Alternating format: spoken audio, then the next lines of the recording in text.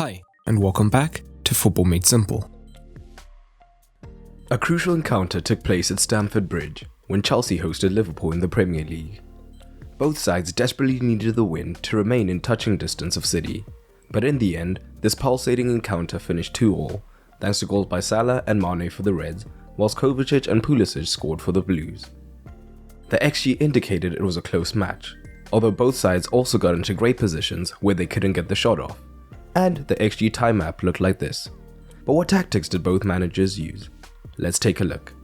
Just before then, I am delighted to announce a new sponsor and fantasy football game that I think you'll probably love, Spitch. Spitch is a subset of OneFootball, giving you the best fantasy football experience. We know how hard it is to keep updating your team every week, but with Spitch, you can pick a new team every week to compete against your mates and everybody else on many different pitches.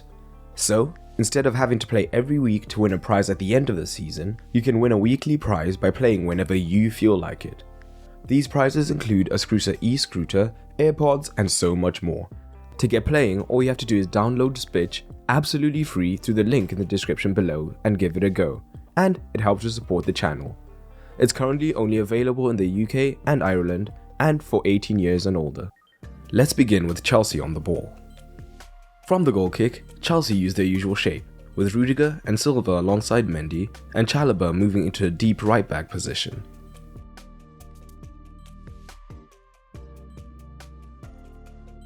Liverpool looked to set a pressing trap by only using Jota and Salah as the front two initially looking to press the centre-backs. This would naturally leave Chalobah as the outlet option. In this situation, Mane was initially tucked on a pivot, allowing Milner behind him to be the free man.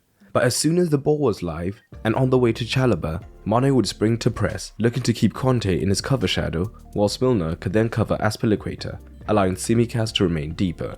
So this could be an effective lateral press.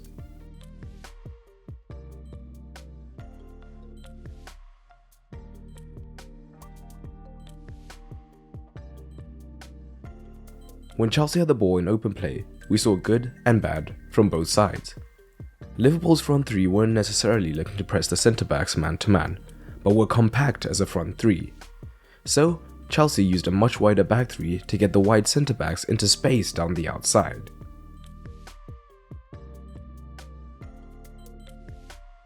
And rather than press the centre-backs, the Liverpool front three often looked to cut off the passing routes into the midfield, using their cover shadows.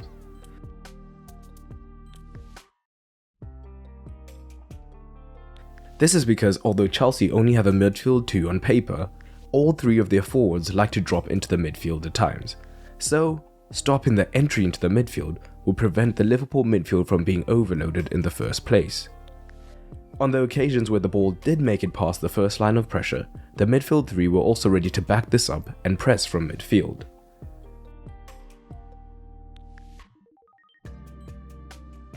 There were weaknesses to this, however, for Liverpool.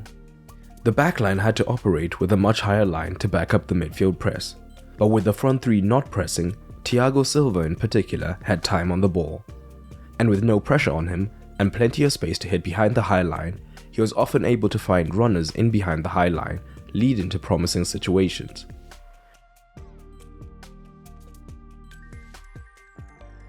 As a result, he attempted and completed the most long balls in the game.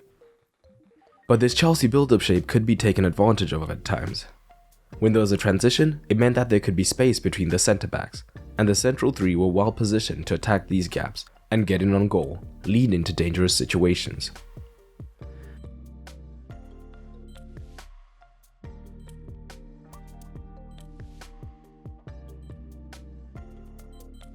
With Liverpool defending central, Chelsea took advantage of the wide regions. The natural Chelsea shape meant that if a wing-back received the ball to break the press, with the Liverpool front three defending narrow, the Liverpool fullbacks could be drawn higher on the press. This would trigger one of the Chelsea wider men to attack the space behind the fullback to receive the ball, and then potentially drag the rest of the Liverpool backline out of shape.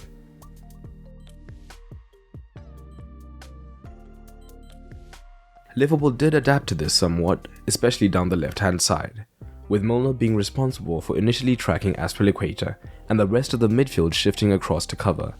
This allowed Tsimikas to remain deeper and Liverpool to maintain numbers around the ball.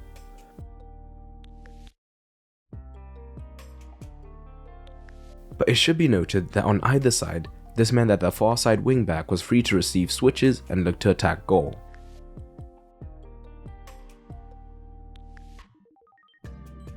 And if the Liverpool fullbacks held their positions deeper, the Chelsea wingbacks could then start much higher on the pitch to emphasize the 5 versus 4 advantage. Havertz and Mount in the half spaces would drag Trent and Tsimikas central, giving Chelsea's wingbacks time and space to receive the ball and begin the next play.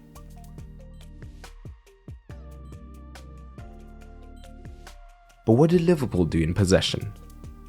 From their goal kicks, their centre-backs tended to drop alongside the goalkeeper. However, with Chelsea using a front 3, they could have been under a lot of pressure 1 versus 1. So Fabinho tended to drop deep to make it a 4 versus 3, with Kante and Kovacic hesitant to follow as they were already tied up by Henderson and Milner. But generally, in open play, Liverpool used 2 centre-backs, with Fabinho remaining in the midfield, and Chelsea looked to go man-to-man higher up, with Havertz and Pulisic operating as the 2 on the centre-backs, whilst Mount was deeper in behind.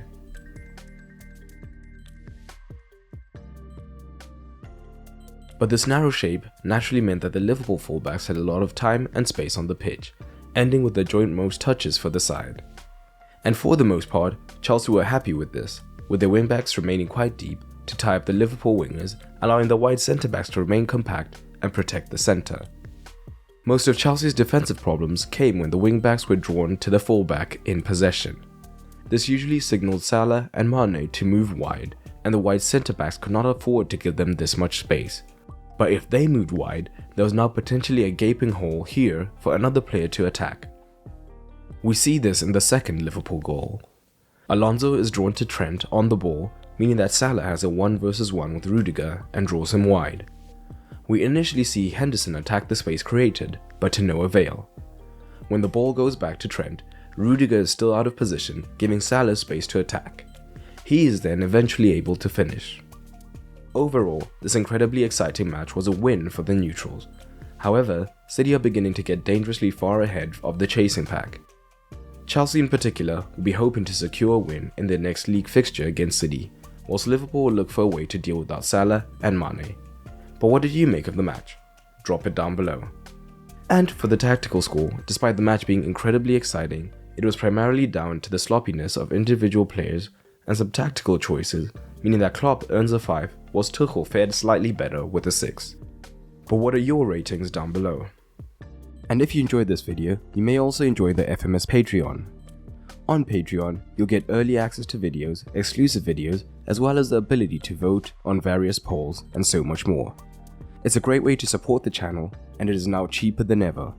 All you have to do is head over to patreon.com/footballmadesimple, or press the card in the top right or the end card at the end of this video. And a special thanks to my patrons including Zolt, Babai, Ufulu Majawa and Tony Chen. But that's all for today, and remember, keep it simple.